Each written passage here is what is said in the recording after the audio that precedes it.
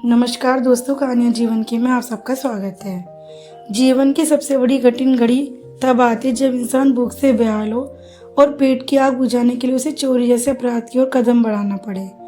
अपराध हमेशा बुरा नहीं होता, कभी कभी हालात ही इंसान को अपराधी बना देते हैं। लेकिन वे एक छोटी सी गलती इंसान को ऐसी राह पर ले जाती है जहाँ से लौटना आसान नहीं होता।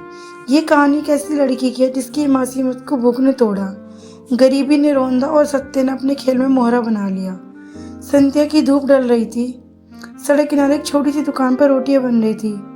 भूख से तड़पती सुहानी कई घंटों से वहीं खड़ी थी, आंखों में आंसू और पेट में मरोड़, लेकिन जेब खाली। उसने कई राहगीरों से मदद मांगी पर किसी ने ध्यान नहीं दिया। एक क्षण जब उसने सोचा, आज अगर भूखी भी रही तो शायद कल सूरज न देख पाऊं, उसने हिम्मत जुटाई और दुकानदार से एक रोटी चुराई। लेकिन किस्मत ने भी जैसे उसे खिलाफ दी। दुकानदार ने पकड़ लिया, चोरी करती है, पुलिस को सौंप दूंगा। दुकानदार चिल्लाया, पुलिस आई और सुहानी को थाने ले गई। अगले दिन कोर्ट में पेशी हुई, उसको जेल की सड़कों के पीछे भेज दिया गया। जेल की दीवारें ऊंची थी और भीतर का वातावरण ठंडा। पहली बार सलाखों के पीछे गई सुहानी का दिल कांप उठा। क्या मेरी जिंदगी बस इतनी ही रह गई? क्या एक रोटी चुराने की इतनी बड़ी सजा? कैदियों के बीच रहना आसान नहीं था। वे किसी चेहरे पर दया नहीं, बस कठोरता थी। दिन बीतते गए, लेकिन एक दिन उसकी जिंदगी ने नया मोड़ लिया। जेल के भीतर एक शाम डीएसपी राघव आया। उसके चेहरे पर सख्ती थी, लेकिन आंखों में कोई और योजना झलक रही थी। तुम्हें जेल से बाहर निकलना है? डीएसपी ने पूछा। शिवानी की आंखें चमकी। हाँ साहब, लेकिन कैसे? डीएसपी मुस्कुराए। एक काम करना होगा, हमारे लिए जासूसी। अगर तुम तैयार हो तो आज रात ही जेल से छूट जाऊंगी। बेबस सुहानी के पास दूसरा विकल्प नहीं था। उसने हामी भर दी। सुहानी को रिहा कर दिया गया, लेकिन उसकी स्वतंत्रता अब नकली थी। डीएसपी ने उसे आदेश दिया, तुम एक बड़े नेता विक्रमनाथ के घर जाना होगा। वे बहुत ताकतवर है, हमें एक रात जानना है। सुहानी का दिल धड़क उठा, क्या मैं इस खेल में फंसी रहूं? पर मजबूरी ने उसकी आवाज दबा दी। नेता विक्रमनाथ की हवेली किसी किले से कम नहीं थी। ऊंचे फाटक, पहरेदार, अंदर हर जगह अजीब सी खामोशी। सुहानी को वहां एक नौकरानी की तरह रखा गया। दिन में वे काम करती, रात को आसपास की हर हरकत पर ध्यान देती। धीरे धीरे उसने नोटिस किया कि हर रात हवेली के हिस्से में अंधेरा छा जाता और वहां से अजीब अजीब आवाजें आती। एक रात डीएसपी के कहने पर सुहानी उस हिस्से में गई। कमरे का दरवाजा आधा खुला हुआ था। उसने सांस करके कदम रखा। कमरा खाली दिख रहा था। अचानक किसी के आने की आहट हुई।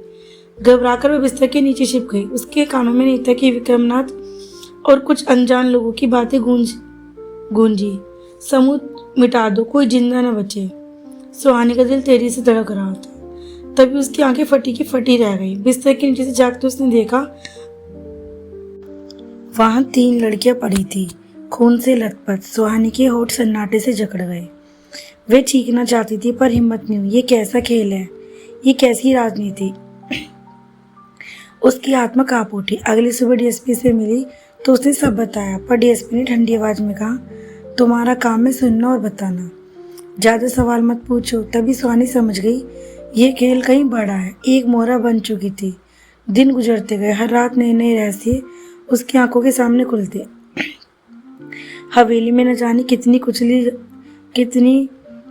जा रही थी। सुहानी अब दोराहे पर थी। एक तरफ डीएसपी का दबाव, दूसरी तरफ उसकी अपनी इंसानियत। आखिरकार सुहानी ने तय किया, मैं वो चुप नहीं रहूंगी।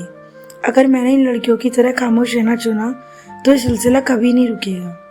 उसने सबूत जुटाने शुरू किए। रात में चुपके से फोटो खींचे, बातें रिकॉर्ड की और गवाह तलाश किए। लेकिन सच बोलना आसान नहीं था। एक रात जब वह सबूत लेकर बाहर निकल रही थी, तभी हवेली के गुंडों ने उसे पकड़ लिया। बहुत चालाक बन रही है, तुझे आज ही सबक सिखाएंगे।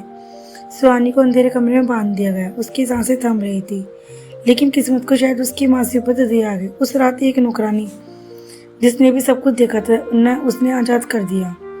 सुहानी किसी तरह डीएसपी के पास पहुंची, लेकिन वहां जाकर सच्चाई का दूसरा चेहरा सामने आया। डीएसपी खुद उस गंदे खेल में शामिल था।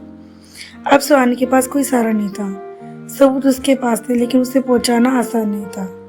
उसने तय किया कि मीडिया तक पहुंचेगी। सुबह के अखबार और न्यूज चैनल में सुर्खियां थी, नेता विक्रमनाथ की हवेली से बरामद हुए खून के लथपथ सबूत। पूरा देश हिल गया। पुलिस पर सवाल उठे। डीएसपी गिरफ्तार हुआ। लंबी लड़ाई के बाद सुहानी निर्दोष साबित हुई। उसने साबित कर दिया कि सच को दबाया नहीं जा सकता। लेकिन उसकी आंखों में अब मासूमियत नहीं थी, वह जिंदगी के सबसे कड़वे सच देख चुकी थी। यह कहानी केवल सुहानी की नहीं, बल्कि हर उस इंसान की जिसने हालात अपराधी बना देते हैं और फिर सत्ता की चालों का शिकार होना पड़ता है।